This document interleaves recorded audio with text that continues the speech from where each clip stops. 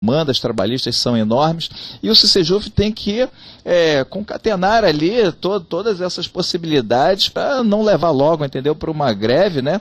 E no caso específico dos tribunais, as direções, as presidências, os comandos desses tribunais, como é que eles reagem diante desses problemas levados pelo sindicato? Eles procuram ouvir vocês ou não há diálogo, ou eles dificultam o diálogo? É interessante que esse diálogo com os tribunais é bem diferenciado em virtude da questão do presidente, é personalista, né? Depende da pessoa que está lá no tribunal. Então a gente, por exemplo, tem um problema com a presidente do TRT. O diálogo dela assim, a gente pede, ela diz não. Ah, isso aqui, não. Isso aqui, não. Isso aqui, não. Acabou a reunião. Então esse é o diálogo com ela. Já com o presidente do TRF, ele quer dialogar, não, vamos ver como poderia ser feito isso da melhor forma possível, o sindicato tem que apresentar uma proposta, escreve uma minuta, a gente escreve a minuta, dialoga com vários setores do TRF. TRE, agora está acontecendo isso, do diálogo com os setores do TRE. Então isso está muito voltado com a figura da pessoa do presidente do tribunal. Você já está, por exemplo, no TRE há 12 anos. Quantos presidentes já passaram por você? Pelo menos uns 9, que eu lembro assim, 9.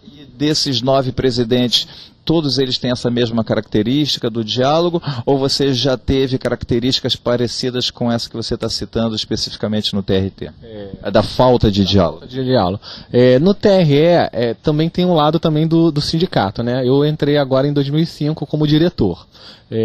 Existia uma gestão em que se chegava na porta do TRE e se chamava o presidente humilhante. Então, quando você agride uma pessoa, a tendência dessas pessoas é se retrair. Então, no caso desse presidente específico que não recebeu o sindicato por 2 anos, aí eu vou me perguntar, será que não foi a atitude do dirigente sindical agindo dessa forma, de agredir o presidente a troco de nada, na rua, num carro de som? A gente acha que não, a gente entende, no caso, a atual direção, que você não pode fazer nenhuma crítica pessoal a nenhum presidente de tribunal, seja ele quem for. Então tem que se fazer a crítica do ponto de vista da administração, usar os meios que a administração pública federal e processual existe. É esse que deve ser, sem levar para a pessoalidade. Até porque deve existir a imparcialidade, né, para melhor eficiência. Carga horária, demanda de processos, estresse, isso tudo a gente já falou. Vamos falar agora sobre assédio moral. Está em moda? O assédio moral tem ficado em moda ultimamente, né? Infelizmente. Infelizmente, nos meios sindicais. O que é o assédio moral? O assédio moral é caracterizado quando você chama não só o servidor público, porque isso também existe na iniciativa privada, de você tentar desqualificar o trabalhador, dizer que ele é burro, incompetente, não presta, usar palavras que não tratam de urbanidade, muito pelo contrário, de forma continuada, né? Uma outra forma de assédio é você entregar um serviço para a pessoa, que é um serviço que demora 10 dias para fazer, e você dizer que quer em 15 minutos. Isso também é uma forma de assédio moral. E o inverso também, de você tentar desqualificar o profissional. Tipo, ele é um analista judiciário, estudou, foi primeiro colocado num concurso. E você botar para ele carimbar no protocolo. Isso também é uma forma de assédio moral. Então existem várias formas para assediar o trabalhador. E os sindicatos, logicamente, são contra todas essas formas. Ou seja, não é só aquela história de vai pegar um cafezinho para mim. Isso já acabou. Está muito mais subjetivo, sofisticado, entendeu a coisa. Então pode ser tanto de sobrecarga de trabalho, quanto de individualizar aquela pessoa, colocá-la num canto, que vira até motivo de chacota muitas vezes, não é verdade? Exatamente. A chacota é você discriminar a pessoa na frente dos colegas de trabalho de forma até indevida, indelicada, com falta de urbanidade. No caso do servidor público, o RJU é muito claro, tem que ter trato com urbanidade, tá lá, tem que ser cumprido isso, né? E isso é degradante, é muito degradante ouvir esse tipo de... Ou seja, atribuir funções pequenas que poderiam ser exercidas sem menosprezar, mas por auxiliares, ou por estagiários, ou por pessoas do serviço geral, e colocar essa pessoa ali que estudou. O último concurso do TRE foi o mais disputado de todas as, se eu não me engano, mais de 700 pessoas por vaga, por cada vaga. Então foi realmente as pessoas que estão lá são qualificadas. Terceirização e requisitados. O TRE tinha fama, porque você é quem vai responder como sindicalista, que você tenha os números, de ser um dos tribunais mais comprometidos com a terceirização e os requisitados. E ainda existe o problema da iminente aprovação da PEC 0254, chamados Trens da Alegria. Isso é passado ou é fato? Ainda existe muita terceirização, principalmente no TRE? Isso ainda existe, não como existia antigamente. Inclusive o sindicato, eu até acredito que o Roberto já tenha falado, o sindicato entrou com denúncia contra o tribunal, numa daquelas discussões com o presidente, dizia, tem que cumprir a lei, tem que cumprir isso, tem que cumprir aquilo, e o presidente disse que não vai cumprir. Então, a partir do momento que se fecha o diálogo, o sindicato entrou com uma denúncia, 2 denúncias no TCU contra o TRE. Então tiveram que devolver os requisitados e os chefes de cartório requisitados também, porque o chefe de cartório tem que ser do quadro conforme está na lei.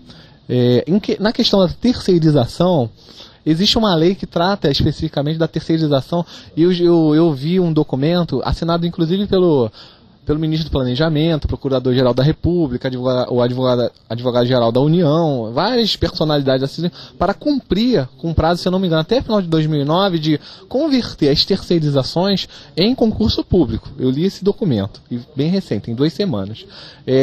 No caso específico do TRE, a gente sofre muita terceirização, por exemplo, com os motoristas. O plano de cargos e salários é muito claro, não pode haver terceirização nos quadros. Um dos quadros do plano é o quadro de motorista. Então isso é uma questão que a gente levantou para a diretora-geral na reunião de segunda-feira passada, que ela fez a solicitação de vagas, e a gente questionou se ela fez para motorista, e ela não tinha feito, porque ela não se atentou para esse fato. Tá? Então a gente tem problema de terceirização, no caso, contrariando a lei, os motoristas. Carga horária, eu estou notando aqui que você está com uma camisa, vamos dar um close aqui na camisa dele, quem sabe faz 6 horas, não espera acontecer. Pela quantidade processual. Por quê? Porque o pessoal pensa assim, que não conhece, né? Se a gente trabalha 8 horas por dia, como todos os trabalhadores, por que não os servidores públicos também vão deixar de trabalhar? Aí você estava me explicando que pelo volume dos processos, a carga horária de 8 horas, ela acaba sendo um peso a mais para esse servidor, ou seja, comparativamente com o que os outros trabalhadores da iniciativa privada trabalham, o pessoal que tem essa carga de processos para analisar, fica muito além comparativamente com os outros trabalhadores. Explica melhor isso, por favor.